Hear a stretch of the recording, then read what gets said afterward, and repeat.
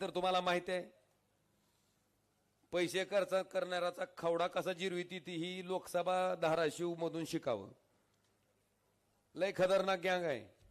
तुम्हाला गणित सांगतो, एक फुल आणि दोन हाप, एक मुख्यमंत्री आणि दोन हाप मुख्यमंत्री, त्याच्यातलं एक जण आलतं इथं पाऊस झाल्यावर.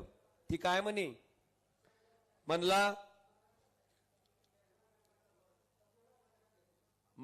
रे मी 50 दिले, एकनाथरावनी 20 दिले, देवेंद्रनं 20 दिले, शेनं किमान 10 तरी खर्चिले असतील की 10 कोटी. आर म्हणले 100 कोटी खर्चून जर ही 3,30,000 पडतंय, नेमकी माणसं कसली आहे ती बघावं लागेल म्हणले आपल्याला. बांधवानो, इतक्या प्रचंड प्रमाणात पैसे खर्च केले. माझ्या मागं कोण होता?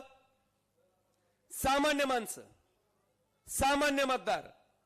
माझी एक मंगरुळची भगिनी आहे, जी बिचारी चिचा असतात का चिचा, ती चिचा फोडायच्या देत ना, चिचुका बाजूला काढायची आणि चीज बाजूला काढायची.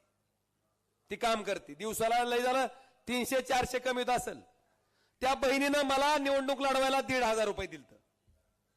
मिस्त्रीच्या हाताखाली बिगारी काम करणारा माणूस, रोज 600-700 रुपये हजेरी असेल, त्या बिचाऱ्यानं मला 1,500 रुपये दिलत. पण बांधवानो, ह्या सत्ताधारी मंडळाच्या या राणा पाटलाच्या 100 कोटीला माझ्या कष्टाचे 3,000 रुपये, माझ्या लोकांचे 3,000 रुपये नाही ऐकले.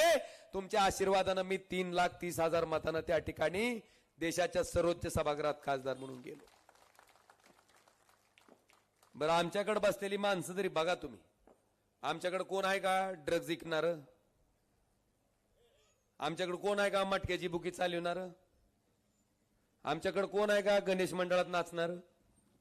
तुम्ही बघा, एकही नाही. प्रामाणिकपणे काम करणारी माणसं आहेत.